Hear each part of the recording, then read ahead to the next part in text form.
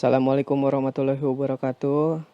Bertemu lagi di pertemuan kedua di mata kuliah Audit Teknologi Informasi. Nah, pada pertemuan pertama kita sudah membahas tentang pengenalan audit teknologi informasi itu sendiri. Nah, pada pertemuan kedua kita akan membahas tentang pendekatan audit informasi teknologi tersebut.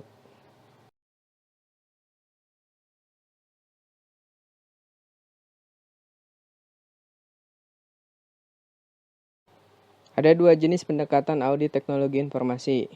Pendekatan yang pertama adalah pendekatan temuan. Pendekatan yang kedua adalah pendekatan kendali. Nah, pesatnya perkembangan dunia komputer diikuti dengan peningkatan pengetahuan auditor ternyata mengandung dua perlakuan terhadap komputer, yaitu yang pertama adalah komputer dipergunakan sebagai alat bantu auditor dalam melaksanakan audit. Oke, berkembangnya sistem itu auditor sudah pasti menggunakan komputer. Jadi sudah ada aplikasi untuk auditor sendiri. Terus yang kedua adalah komputer dijadikan sebagai target audit karena data entry ke komputer dan hasilnya untuk menilai kehandalan pemrosesan dan keakuratan komputer. Nah, ini udah pasti ya, komputer sendiri akan diaudit. Ya, karena udah sistem sudah mulai modern, jadi semua file akan disimpan di dalam komputer secara tersusun. Nah, dalam berjalannya evolusi tersebut, maka muncullah pendekatan audit teknologi informasi yang dapat dikategorikan dalam 3 kelompok. Yang pertama, auditing around the computer. Terus yang kedua, audit with the computer. Terus yang ketiga, audit through the computer. Dari kelompok pendekatan audit tersebut, ada 3 kategori strategi ketika auditing through the computer. Yaitu yang pertama adalah test data approach, terus parallel simulation. Yang ketiga adalah embed audit module approach.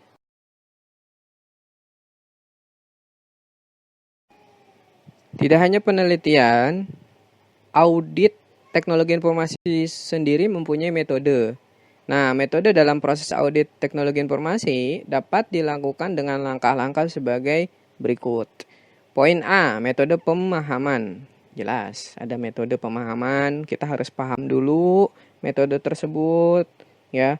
Paham dulu tentang auditnya, apa yang diaudit harus paham dulu, ya. Itu menggunakan metode pemahaman. Nah, poin B, evaluasi kendali. Terus poin C adalah menilai kepatuhan.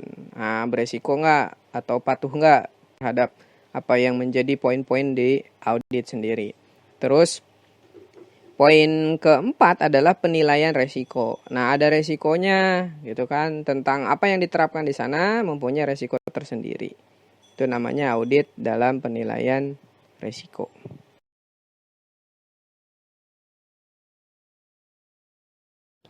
Pada metode pemahaman, nah langkah pertama adalah mendokumentasikan aktivitas yang mendasari kontrol objektif, demikian juga untuk mengidentifikasi state control atau prosedur yang berlaku.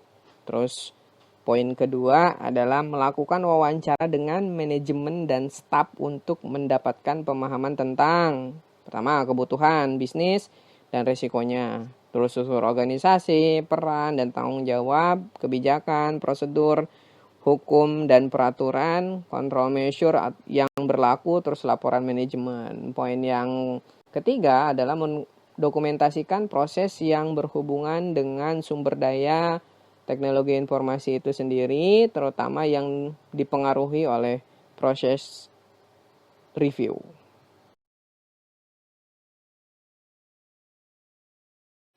Terus pada metode evaluasi kendali meliputi pertama, penilaian keefektifan kontrol measure yang berlaku atau tingkat pencapaian kontrol objektif.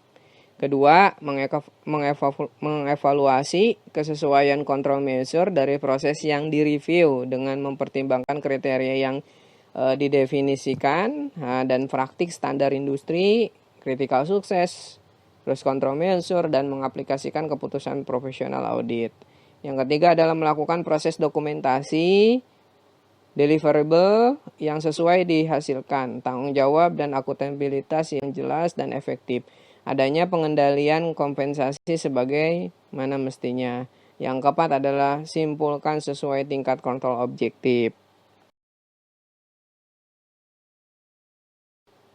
Pada metode menilai kepatuhan, ada poin yang pertama adalah menjamin kontrol measure yang diterapkan.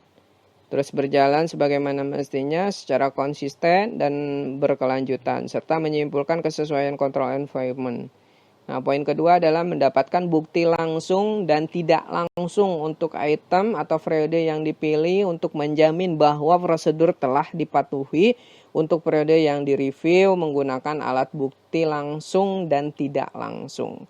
Poin yang ketiga adalah melakukan review terbatas tentang kecukupan proses deliverable. Poin keempat adalah menentukan tingkat pengujian subtranskrip dan kerja tambahan yang dibutuhkan untuk menyediakan jaminan proses IT adalah baik, cukup.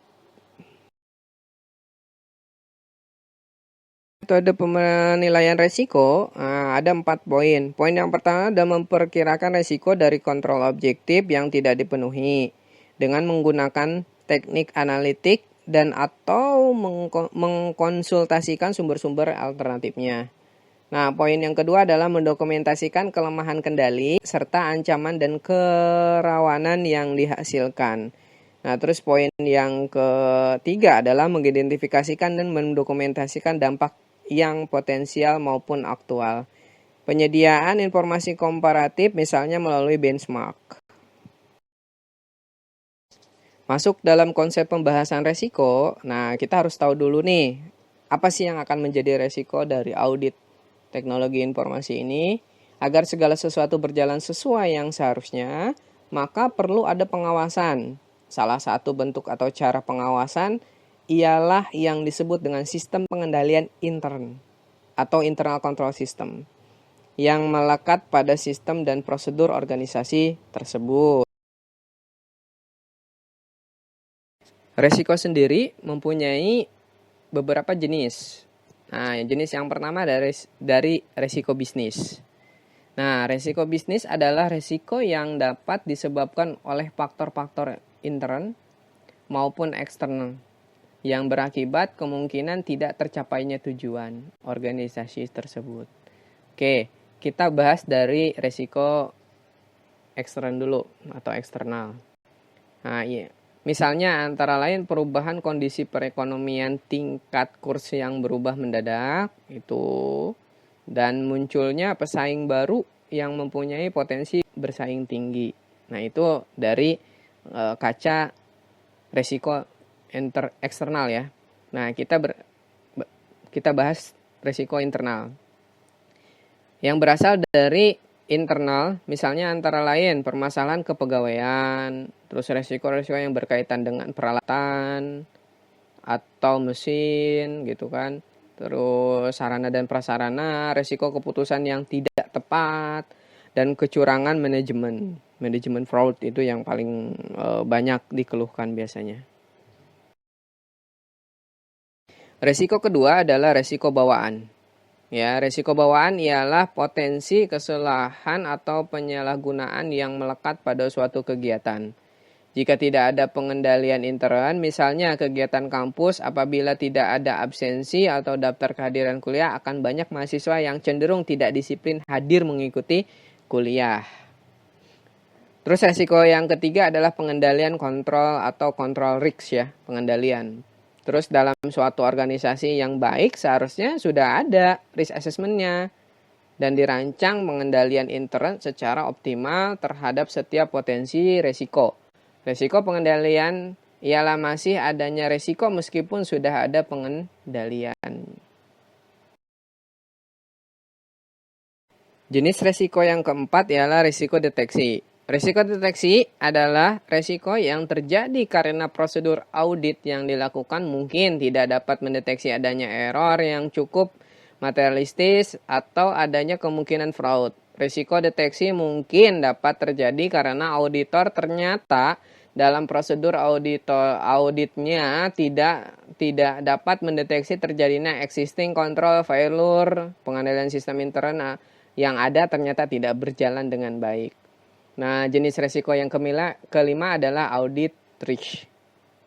Ya, resiko audit sendiri itu sebenarnya adalah kombinasi dari inherent risk, control risk, dan detection risk. Resiko audit adalah resiko bahwa hasil pemeriksaan auditornya ternyata belum dapat mencerminkan keadaan yang sesungguhnya.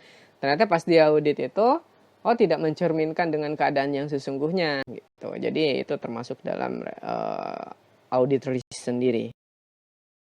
Selanjutnya resiko menurut Jones dan Rama. Nah, mengenai jenis-jenis resiko dalam bukunya yang berjudul Accounting Information System, Jones dan Rama, nah pada tahun 2003 referensinya ya halaman 127 sampai 137 tidak membahas masalah business risk, tetapi menyebut resiko pelaksanaan execution risk yang mungkin lebih sempit ruang lingkupnya. Jones dan Rama berpendapat resiko pada hakikatnya dapat dikelompokkan dalam 4 jenis resiko, yaitu execution risk, information risk, asset protection risk, dan performance risk. Nah, keempat resiko itu akan dijabarkan di slide berikutnya. Nah, jenis resiko menurut Jones dan Rama. Yang pertama tadi kita bahas tentang execution risk. Ya, execution risk adalah resiko yang berkaitan dengan tidak tercapainya sesuatu yang seharusnya dilaksanakan. Jadi nggak kecapai itu, ya, yang seharusnya dilaksanakan nggak kecapai. Terus yang kedua adalah information risk. Resiko informasi yang dimaksud oleh Jones dan Rama ini ialah resiko yang berkaitan dengan kemungkinan kesalahan atau penyalahgunaan data informasi. Resiko terjadi waktu mencatat atau data entry, ya, serta updating risk. Nah, resiko yang ketiga menurut Jones dan Rama adalah asset protection risk.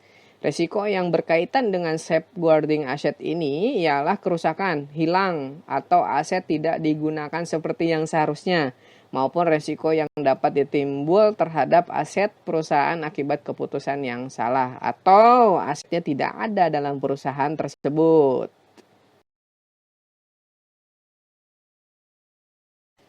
Yang keempat, resiko menurut Jones dan Rama adalah performance risk. Resiko kinerja ini berkaitan dengan kinerja pegawai atau kinerja perusahaan yang tidak dapat dilaksanakan sesuai tujuan, sesuai standar, sesuai ukuran yang ditetapkan.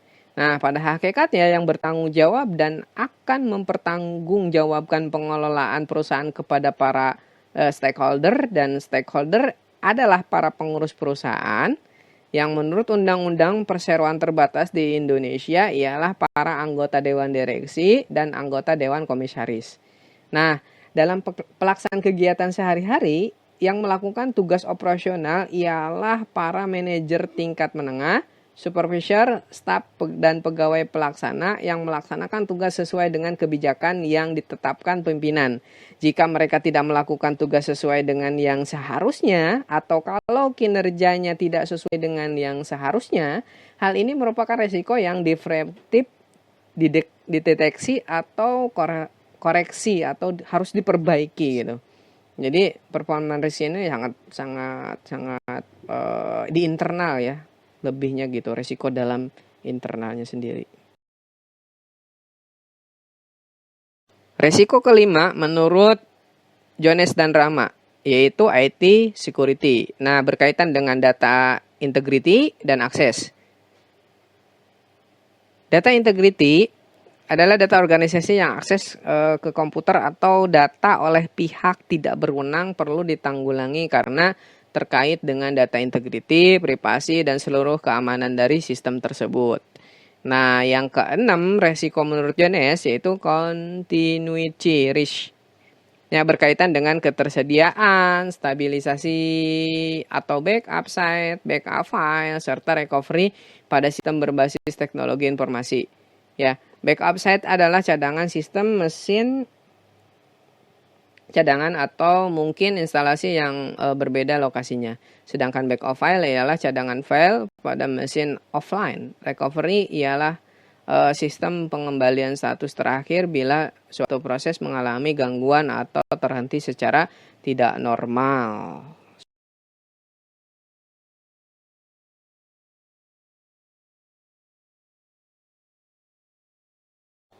Terakhir, pada audit resiko merupakan resiko yang kemungkinan auditor eksternal memberikan opini yang salah satu terhadap fairness atau laporan keuangan audit atau temuan dan rekomendasi yang salah pada laporan hasil pemeriksaan audit internal.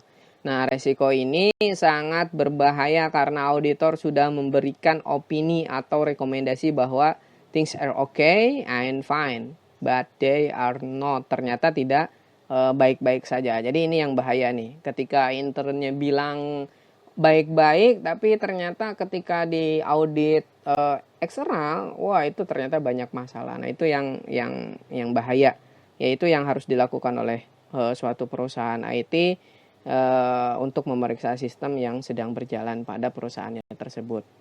Oke, baik, pada pertemuan hari ini dicukupkan sekian ya. Wassalamualaikum warahmatullahi wabarakatuh.